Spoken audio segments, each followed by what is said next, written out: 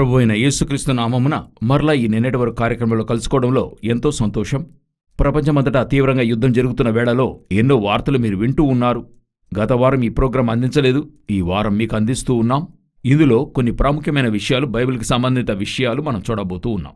రండి కార్యక్రమంలోనికి వెళ్దాం. సాధారణంగా ఈ కార్యక్రమం ప్రతివారం అందిస్తూ ఉన్నాం. కొందరైతే ఇన్ఫర్మేషన్ గురించి చెప్పండి, దీని గురించి మాట్లాడండి అని చెప్తూ ఉన్నారు. సామాన్యంగా మన ప్రోగ్రాం ఇటువంటి ఇన్ఫర్మేషన్ ఇవ్వడానికని కాదు, బైబిల్లో ఉండే సంభవాలకును ఈరోజు ప్రపంచంలో జరిగేవి కంపేర్ చేసి మనం చెప్తూ ఉన్నాం. అది ఎలా ప్రవచనాత్మక కార్యాలు జరిగిస్తుంది అనేటువంటిదే. ప్రపంచంలో జరిగే అన్ని సంభవాలకు మనం వివరించాలనే అవసరత లేదు కదా, అవసరమైనవే చెప్తున్నాం. సో ఈరోజు మొదటగా ఏం చూడబోతున్నామంటే ఈ వార్ని గురించి చూడబోతున్నాం. ఈ కార్యక్రమం నమోదు చేస్తున్నప్పుడు 5 రోజులు యుద్ధాన్ని ఆపి ఉంచడం గురించి ట్రంప్ అనౌన్స్ చేస్తున్నాడు. ఇరాన్ అంగీకరించలేదు, అది వారు ఒప్పుకోలేదు. మేము ఆ విధంగా చెప్పలేదు అని అన్నారు. కానీ అదే సమయంలో ఇది ఒక మంచి పరిణామంగా చూడబడుతుంది. కానీ ఈ కార్యక్రమం మీ వద్దకు వచ్చేప్పుడు ఎలాగుంటుందో తెలీదు. ఒకవేళ 5 రోజులు ముగిసి ఆ వార్, ఈ లోపల ఈ వార్ కొనసాగే అనేక అవకాశాలున్నాయి. ఎందుకంటే ఇదేదో ఒక మరో పెద్ద వార్కి దారితీసే విధంగానే నా దృష్టికి అనిపిస్తుంది. వీళ్ళేదో నిజంగా సమాధానాన్ని కోరుకోవడం లేదు.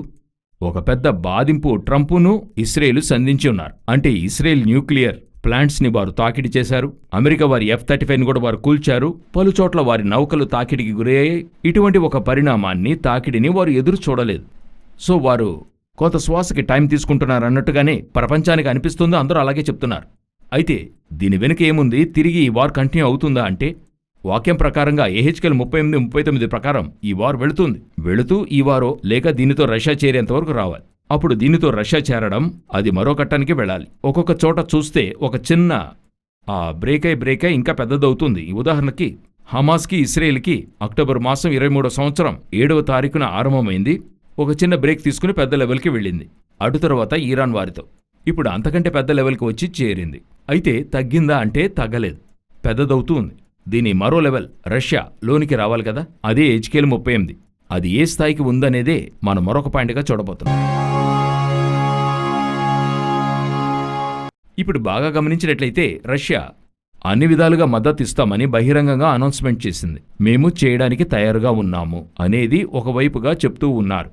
అయితే రష్యా ఇందులో చేరే అవకాశాలు ఉన్నాయా? రష్యాను ఇస్రాయేలు ఢీకొనడానికి అవకాశాలు ఉన్నాయా అని అడిగినట్లయితే ఇప్పుడు ఈ UAE వంటి దేశాలకు డ్రోన్ సహాయం ఎవరు చేస్తున్నారంటే యుక్రెయిన్ చేస్తూ ఉంది. వారే రష్యా నుండి ఈ డ్రోన్ ద్వారా ఎలా ఆపామనే టెక్నాలజీని అందరికీ షేర్ చేస్తున్నారు. ఇప్పుడు వారేం చేస్తున్నారంటే ఇస్రాయేల్కి సహాయపడతామని చెప్తున్నారు. ఇంకా చెప్పాలంటే ఇస్రాయేల్ అడిగింది, ఆ డ్రోన్ టెక్నాలజీ మాకు చెప్పివ్వండి లేక మాకు ఇవ్వండి అని అడిగిన్నారు. ఇప్పుడు గమనించారా? రష్యా వారి శత్రువు ఇస్రాయేల్ స్నేహితుడుగా మారుతున్నాడు. ఆటోమేటిక్గా శత్రువుకి శత్రువు, స్నేహితునికి స్నేహితుడు అన్నట్టుగా ఆ లెవెల్కి వెళుతూ ఉంది. సో ఇప్పుడు ఏమవుతుందని అడిగినట్లయితే యుక్రెయిన్ వారి డ్రోన్ టెక్నాలజీ వీరు యూజ్ చేస్తున్నప్పుడు రష్యా యుక్రెయిన్ని కొడుతుంది. ఇస్రాయేల్ వారిని తాకే అవకాశాలు ఎన్నో ఉన్నాయి. ఇదే ఇప్పుడు ఈ వార్ యొక్క మరో ఘట్టంగా మనం చూస్తూ ఉన్నాం. ఈ వార్లో 2 బ్యాచ్లు వేరు కావడం మీరు చూడగలరు. US వారికి ఎదురుగా ఎన్నో ఐరోపా దేశాలు కూడాయి. అదే సమయంలో ఆదరించే దేశాలు ఏకమయ్యాయి. ఇటువైపు చూస్తే గల్ఫ్ దేశాలే US ని ఎదిరిస్తూ ఉన్నాయి. వారేమనుకుంటున్నారంటే US తో ఉండడం భద్రత కాదు, US ఉందని అనుకున్నాం, అయితే ఇరాన్ నుండి కాపాడేంతగా US లేదనేది వారు చూస్తూ ఉన్నారు. సో మరొక నమ్మకమైన స్నేహితునిగా ఎవరిని చూడొచ్చు? బీబీసీలోనూ దీని గురించి వారు చెప్పున్నారు. వారేం చెప్తున్నారు? రష్యానా చైనానా అని యోచిస్తున్నారు. అయితే రష్యా చైనా అయ్యే అవకాశాలు లేవు, కానీ చివరికి అక్కడే నుంచుంటారు.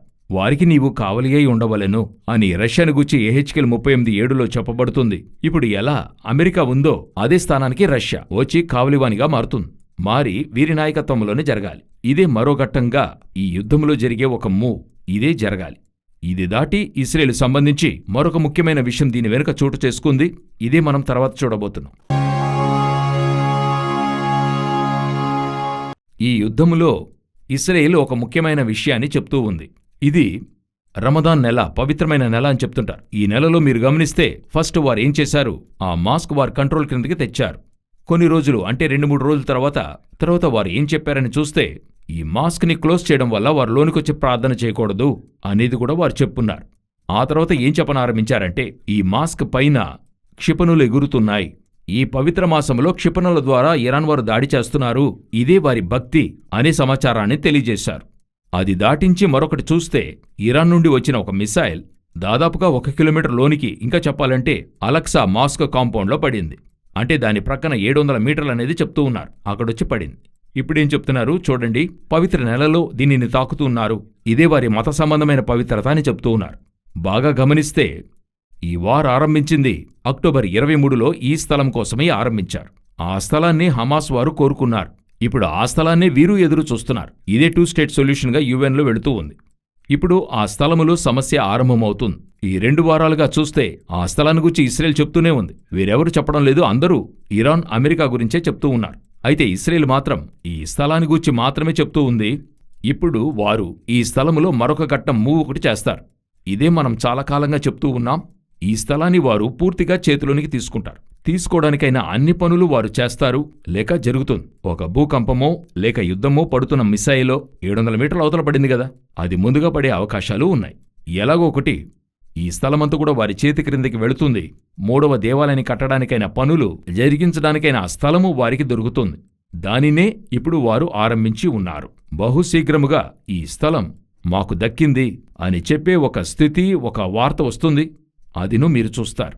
ఇదే ఈ యుద్ధ ఆరంభము, దాని యొక్క ముగింపుగా ఉండబోతుంది.